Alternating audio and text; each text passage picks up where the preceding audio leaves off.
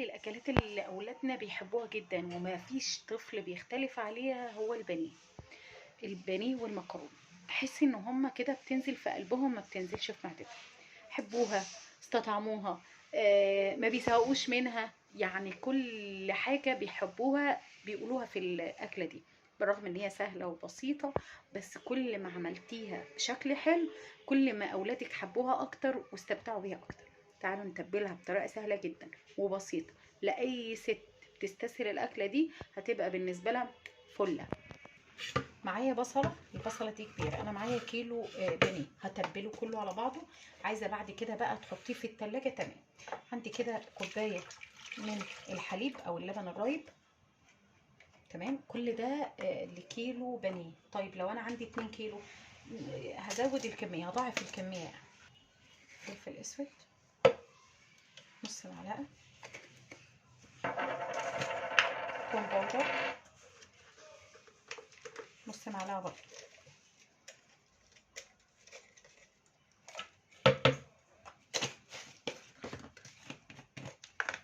ومعلقه صغيره كده من الكمون. بصوا انا هنا هتبل وفي نفس الوقت اطلع البقسماط خالص يعني كمان هضربهم ضربه. تمام. عندي معلقه كده من البابريكا المدخنه، بلاش العاديه، وفص توم فريش كده. كل ده هضربه مع بعض.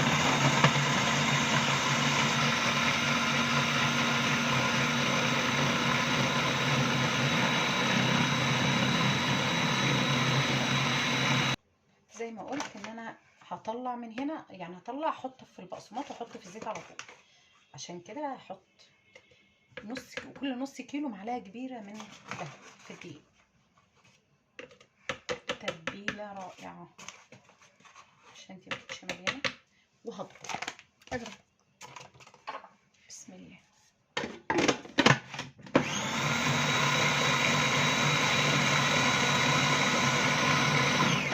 طبعا ما ننساش الملح. تحطي نسيتي. بسم الله. بصوا انا مش هحط ليمون عشان انا كده كده اوريدي حاطه ليمون وانا بغسله.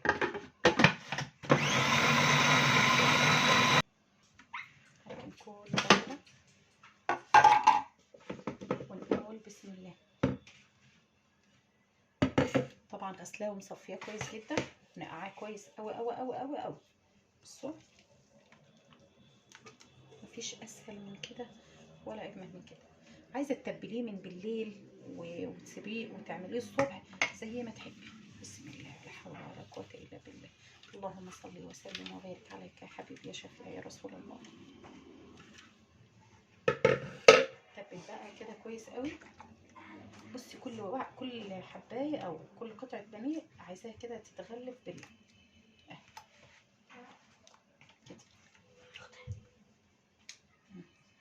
حط على بعض ادي كده، بس المهم ان هو يتغلف.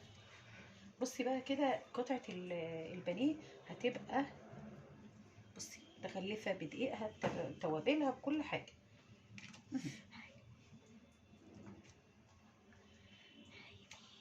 طب يا حبيبي اطلع عشان البصل، ما التتبيله فيها بصل فعينك وجعاك بسبب كده. بصوا كده بتبل كل قطعه لوحدها.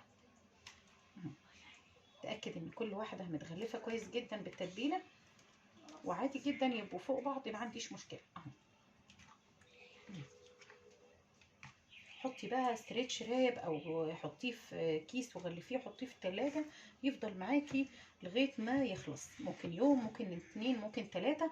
كل ما يقعد اكتر في التتبيله كل ما ياخد من النكهه ويبقى ولا اروع ولا اجمل. طيب لو عايزه افرزه، نسيت اقول على التفريز، انا قلت ان هي لما تتحط في التلاجة. عايزه تفرزيه بتفرزيه بنفس كده في علب، اللي هي العلب البلاستيك اللي هي بتدخل في التلاجة. بتحطيه بنفس التوابل، بنفس الدقيق، بنفس لبنه، بنفس كل حاجه. طبعا يقعد معاكي شهر مفرز ولا اجمل. هتطلعيه يفك يبقى ميه خالص، ياخد درجه حراره الغرفه ساعه 2، وبعد كده تحمريه ولا اجمل، وهتلاقي الطعم تحفه جدا. هتقولي لي البصله ممكن تبوظ؟ اطلاقا. وجربيها وعلى مسؤوليتك، اللي يبوظ انا حاسب عليه يا جماعه.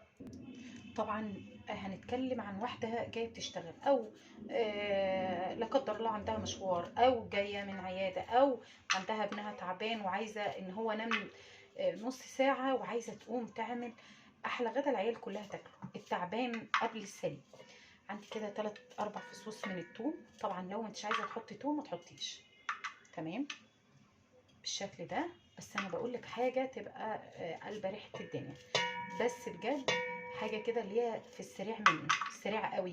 وعندي بقى الناس اللي هم الطلبه اللي بيبقوا في السكن، بنات او ولاد، دي سهله جدا. بس تقدري ان هنا تستغني عن الثوم. انا الثوم هنا بعملها للي هم اللي في البيت اللي بيحبوه. طب انتي في السكن اكيد ما عندكيش توم، 3 فصوص توم غيرهم. هعلي على النار. بس انا شفت كده التوميه من الميه كمان، احط قيمه معلقتين 3 من الزيت بالشكل ده، شايفين؟ وهشوحها، مش هخليها تاخد لون ولا اي حاجه، انا بس هخليه ريحتها تطلع مش اكتر. تمام. عندي بقى رشه من الفلفل الاسود على التومه كده، كانها بعملها فيها.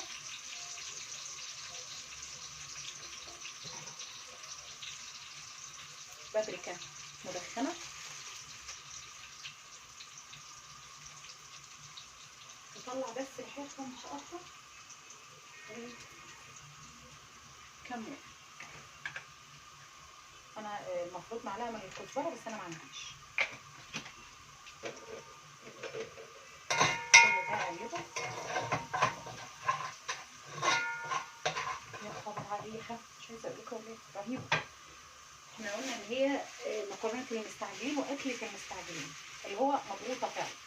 عندي كده صلصه مفرزه، هبدا انزل بيها كده.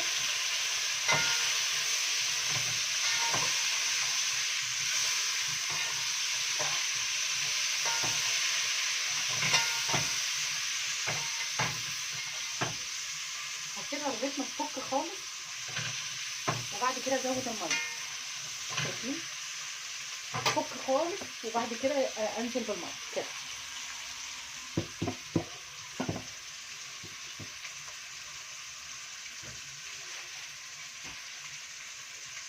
هرص عليها وارجع تاني على الرخام. عندي بقى ايه؟ عندي بصلتين، بطاطسيتين 3، هعملهم بسرعه. بطاطس، بسم الله. بطاطس صوابع. ويبقى كده الاكله العالميه بالنسبه للاطفال وبالنسبه للموجودين في البيت اكتمل. مفيش حد هيتقفقف، مفيش حد هيبقى متضايق، لا الكل هياكل وهو مبسوط ان شاء الله. وبألف هنا على كل قلوبكم يا رب. واحنا بنعمل الاكل ليه؟ عشان هم ياكلوا ويستمتعوا، وربنا يصلح حالهم ويهديهم، اللهم امين. يا رب اهدي اولادنا واولاد المسلمين. اللهم صل وسلم وبارك عليك يا حبيبي يا شفيع يا رسول الله.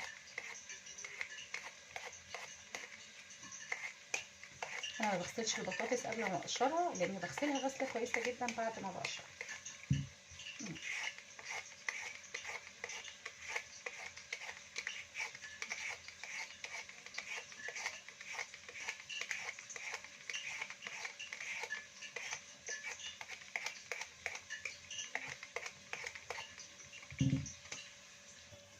طبعا الصلصه على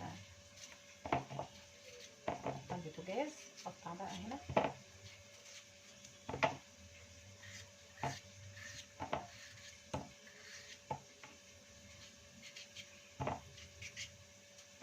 قلبتها وانا بغسل البطاطس عشان اتاكد ان هي فكت ولا لا.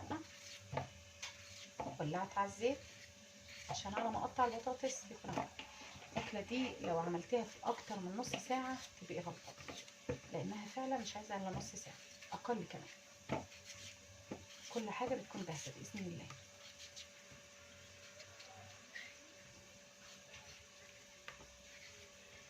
طيب بقى البطاطس زي ما انت عايزه، السمك اللي انت عايزاه، بس السمك ده حلو قوي وبيخلي البطوسه مقرمشه من بره وفي نفس الوقت فيها لحم الولاد بيحبوها بياكلوها. عندك كاتشب، عندك حاجه هياكلوها بيها.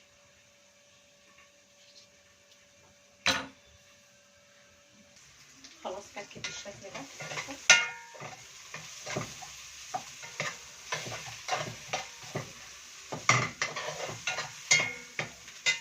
هنزل عليها بالماء، ميه من الفلتر عادي جدا.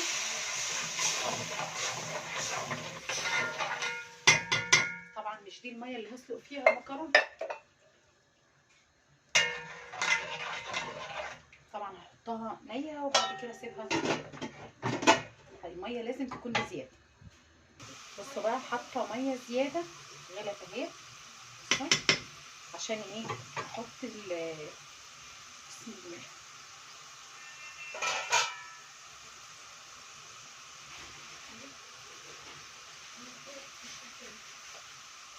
وده نص كيلو مكرونه، احطه كامل كده في قلب الميه. الميه بالصلصه هتاخد من المكرونه، هتستوي في قلبها من غير ما اكون سلقاها. لكن لو سلقاها لا، هتاخد وقت. ومش كده وبس، كمان احط بس شويه زيت، معلقه زيت، عشان ما احسش ان هي ايه هتلزق. بسم الله ولا حول ولا قوه الا بالله. عايزه اقول لكم هتبقى طعمها خطيره، وتقليبه بسيطه عشان ما يلزقوش في بعض ويبقى كده ولا اكل. يبقى عين عليها المكرونه وعين عليه البطاطس، وبعد كده بقى ايه الغدا يكون جاهز. تحمير بقى البانيه اخر حاجه. اوعوا تنسوا الملح زي ما انا نسيت كده، بس طبعا نسيته في الوقت المناسب. اقوم حاطه كده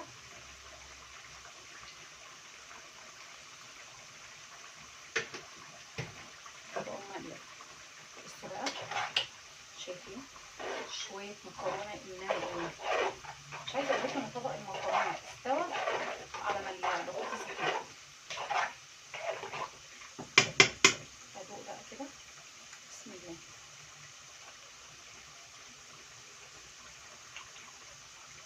اللي تدوقي منه متحطوش في الطبخ. معلقه انت اللي هتاكلي، عيالك هياكلوا، اي جنس مخلوق او لنفسك كده. اوعي اللي تدوقي منه تحطيه فين. ليه بقى؟ هو كده نظافه وحلاوه. معلقه تانية هتكوني قلبتي بيها مفيش مشكله، اهو معلقه نظيفه خالص والتانية حطيتها في الحوض. مش غسل المعلقه مش هيعمل لك حاجه، بس ان انت تحطي بعد ما تدوقي بيها، لا دي مشكله صراحه اخلاقيا ودينيا. بحس ان هي امانه. تعودي على كده. حتى تروحي مثلا بنات بالذات، تروحي بقى في بيت عيله تلاقيكي بتعملي كده. معلش يعني انا عن نفسي لو شفت واحده بتعمل كده انا هقف بجد. مش هحب ان انا اكل من ايديها. اكل من ايديها تعبان. كل مكان بقها ليه؟ بس دي فكره. عشان اقفل على المكرونه بقى وتبقى كده خلاص استوت والحمد لله. عندي شويه من الموتزاريلا لازقين في بعض بالشكل ده، هكسرهم واحطهم على وشها. على ما اجي اغرف هقلب فيها وتكون هي كانت بقت سايحه.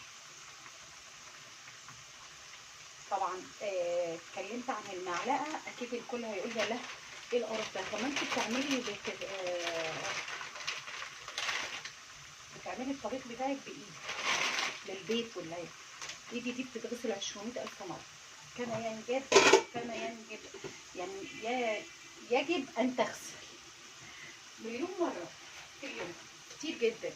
وايدي هدومي على طول متشمره، يعني ايدي نظيفه، متاكده من كده. انما انا لو ست من الناس اللي هي ما بتغسلش الا كل فتره دي، لا جوانتي انا انضف من جوانتي. نتوكل على الله. احط بقى بقسماط هنا. بقسماط احطه في حاجه واسعه عشان وانا بقلب ما ترتش على حتى لو عملت ابقى واخده مساحتي تمام. هبدا اقول بسم الله. بصوا، ايد هتطلع وايد هتقلب. شايفين كده؟ واضرب كده ضربه كويسه في البقسماط بالشكل ده.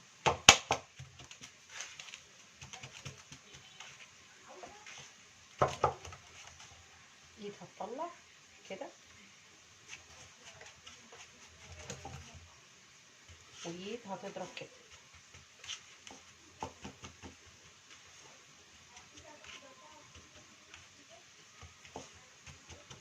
بالشكل ده. ايدي ناشفه مفيهاش حاجه، اقلب واضرب. نفس الحكايه. بسم الله. يا دوبك بس بنزل فيه لو فيه سوائل زياده، لكن ما ولا بشيل منه البصله ولا بشيل منه اي حاجه، توابله زي ما هي بالشكل ده. وانا بضرب معلش لحسن يكون مش باين، بضرب كده واقلب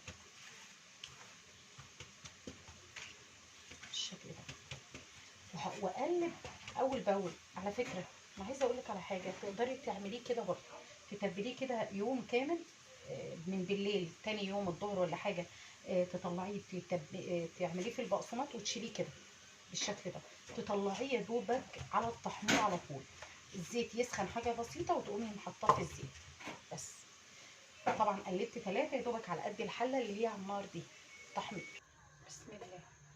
بصوا يا ولاد، هنفوتوا بس حاجه بسيطه كده. بسم الله. نحط في الزيت، مش هياخد 3 دقايق هنا و3 دقايق هنا، الزيت سخن وهو اصلا فاكك وطازه. بصوا نطلع بقى.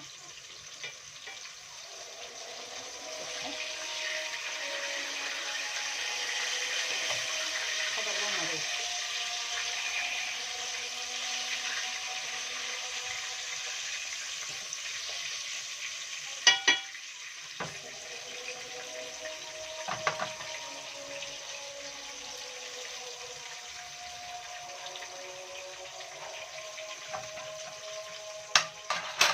ممكن ترجعي تحطيه في التتبيله بتاعته وبعد كده تعمليه، بس ملهاش لازمه، ماهوش كريسبي هو عشان تعمليه كده.